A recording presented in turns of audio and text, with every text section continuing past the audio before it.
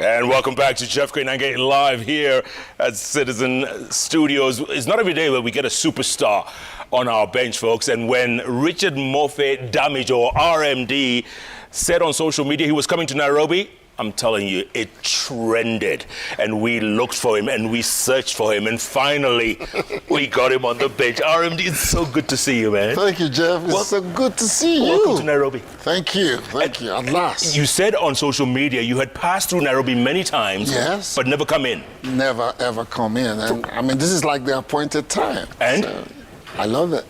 I ate fish with my hands for lunch this afternoon with some veggies and naan bread and everything. Nice. Yes. Look, for those who don't know or may not know, you have starred in hundreds of Nollywood movies. You are the face of not only Nigeria, but I would say you are the face of the continent. Thank you. You are. Thank you. And you've done so well. You put Nigeria on the map when back then Nollywood was, a laughingstock.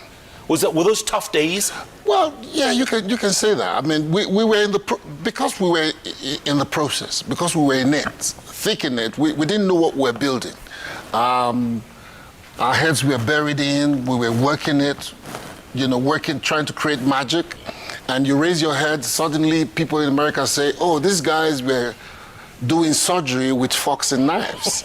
Practically, that's what we did with Nollywood, because we had no fighting chance. Yeah. The technology was not democratized, unlike now. I mean, with a camera on your phone, you can do magic now. But then we were struggling with all kinds of things, and to have created a brand, a cinema culture that now is mentioned in the same breath as Hollywood and Bollywood, I think we did good. Yeah, we did good. Absolutely. and the thing is, you still enjoy doing movies. That's my life. I mean, I live for it. It's my happy place. Movies are my happy place. I'm a child of the movies, so I just love to be in the movies. Tell stories, tell different stories, and the good thing is, actors never retire. So you're constantly looking for the next good one. The next one is going to be the one. So we keep looking for the one until we get into the 6 feet, like I said. When you see, like you just said, Nollywood being compared to Bollywood and Hollywood, how does that make you feel? Very proud. Like I said, we created this out of nothing. People were just excited to be in the creative industry and just do their thing. And it's the same thing I say for the rest of Africa. Just tell your stories. Do it how best you can. It is even better now that we're all working on a fairly level playing field. Access to capital is still a bit tricky, but I'll tell you one of my biggest excitement. I was working when I started working yesterday. I met a lot of young people in the industry here, and I said to them, "Oh, I worked with a Kenyan in Nigeria on a movie project a few months ago. His name is Francis. I would really love to see him." And everybody was like, "Oh, he's the best," And that's the kind of collaborations that we want. This guy, we wouldn't let him go. He was on set. He fixed every problem that came up. And the DOP, who is a Nigerian, said, without this Francis, the Kenyan guy, he wouldn't do any work. So that's the kind of thing, with people like that here. And the guy I saw was very proud to say, "Oh, he trained me." It's like a younger actor saying, "Oh, RMD trained me." So that's what I saw yesterday. I met a guy, a young cinematographer called Ishmael. We're talking about Kenyan coffee and everything. And I'm just so happy. Sam, there's another guy called Sam, stocky guy that worked with us in Nigeria. Africa is being brought together not by football anymore, but by entertainment. Yeah. Our music and our films are constantly uniting us all, and I see a lot of redemption coming from that. Do you also see a lot of respect for works out of Africa from the West? Are they respecting our works? Oh, absolutely. We won't be on the same platform with them.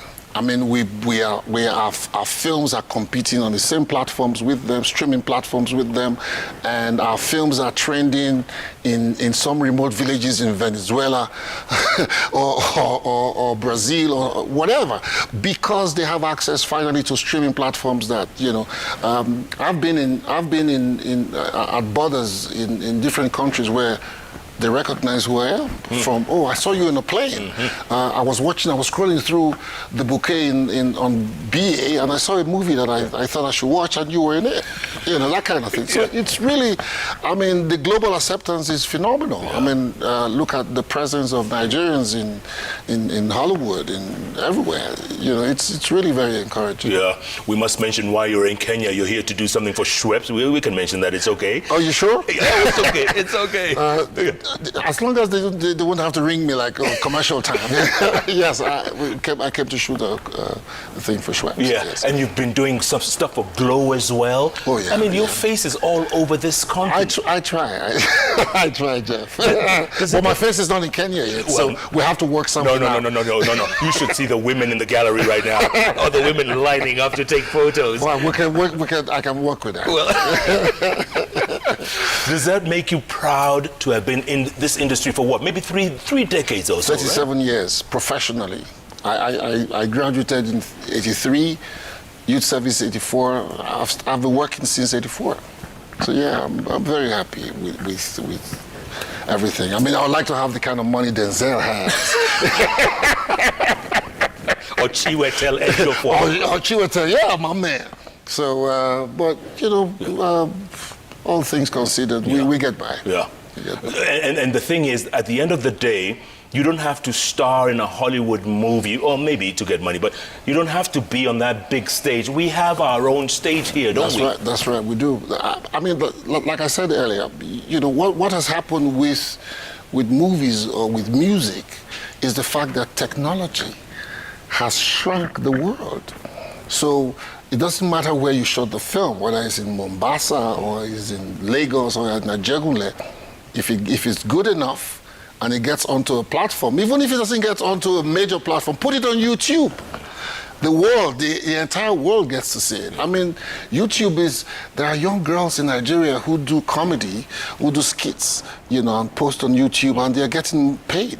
I mean, I've never met her. I used to think that she was Kenyan. There's this girl that they say she's Ugandan. Right. She does skits, you know, she talks about marriages and everything. You know, I met her on YouTube. Kansime, or was it Kansime? Yeah. I would love to meet her, shake her hand, or give her a hug, you know.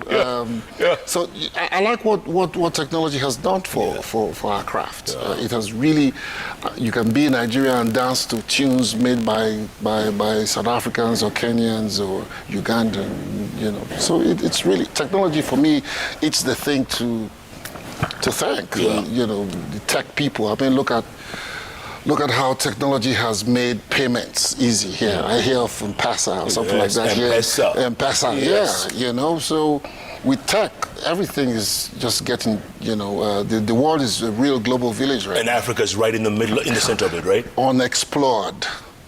The last frontier. Because it's a reverse now. I mean, life started supposedly from Africa, and it has gone full circle, and it's back to Africa. And so, you know, it's for us to be able to change the narrative and show the way, and maybe through us we can find humanity again. Humanity can find itself again, and we can all begin to heal and love again. Absolutely. Look, you trained as a lawyer, right? Yes. But you started acting. did you ever practice? Did you ever? You see, so here's the thing about law. I did law only after I had become an actor. Yes, so with law, people find in Africa, if you don't litigate, if you're not wearing your wig and gown and talking in court 24/7, they don't see you as practicing. Right. So I did a lot of work. I bought and represented people in contents. I still do lots of what they call the round table. So I do opinions as well, but mostly on intellectual property side of the law. Yeah. Right now I'm doing a program with a friend of mine who is also a lawyer. It's called Big Wig. The idea of it is to let young lawyers who are into corporate law, into entertainment law, or into all kinds of law, or real estate, or even cybercrime and all of that. The law is so wide now that you don't have to go to court these days to be called a lawyer or to be a practicing lawyer. Right. So there are many practicing lawyers in Nigeria today who we call bigwigs, who are not. You won't see them in court, but they are making the best and biggest decisions that are, you know, influencing your lives. Behind the scenes. Behind the scenes. Finally, RMD, advice for young actors and actresses out there, people who want to be you when they grow up. What do you tell them? People who want to be bigger than me when they grow up. is to read, read, read, read, and read. I say that because it's like the foundation. If you know that this is the work you want to do, then you must first and foremost expand your knowledge. You have to be able to key into everything. The actor's life is about pictures, it's about visuals or communicating with voice. So voice and pictures, and the richer they are, the richer your mind is, the more images you can communicate, the better images you can communicate. So for me, I always say, look, first and foremost, find out who you are. Read, expand your knowledge. When you do that, you'll be amazed how better of an actor you can be. I always tell people, my being a lawyer or being a politician or a mass communicator at some point, they all enrich my craft because I can draw from everywhere. And the more worlds I have to draw from, the better I am as an actor. Absolutely. RMD, Richard Mofe-Damijo, folks. This guy is the face of Africa, if I ever saw one. Everywhere I go, I see your face, man. Thank you, Jeff. And I feel proud to call you my brother. Way back. From the late 80s, man. Oh, God. Oh, God. Give me some love now. Thank you, man. Good to see you, man. Thank you so much. Thank you. We're going to take a quick break, folks. Jeff Koinange live. I tell you, you can't make this stuff up. RMD in the house. Thank you, man. Oh, brother. We're blessed. Thank you. I like that. Oh, God. Take a break. We'll be back in a moment.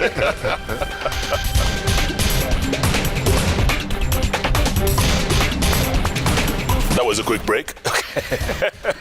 Richard Mofe-Damijo, what a guy. What a show. Let's get some feedback. There must be some feedback. Actually, I'm getting a lot. Steve Nyabwa says, RMD should say hello to his wife. Oh, goodness. Louisa Kinjo says, can't believe RMD is on JKLive. That's right. Welcome to Nairobi. Welcome to JKLive.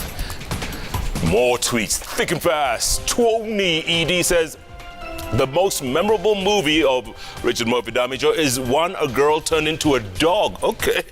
I was 10 years old and very scared, by the way. Now I'm 30. He really is an icon. Absolutely. At 61 years old. Imagine. Looks great. 37 years in the business. Uzul Toll. Oh, is that your name? Uzul? Really? I first watched Mofe-Damijo on my first Niger movie, The Price. I have never cried in my life.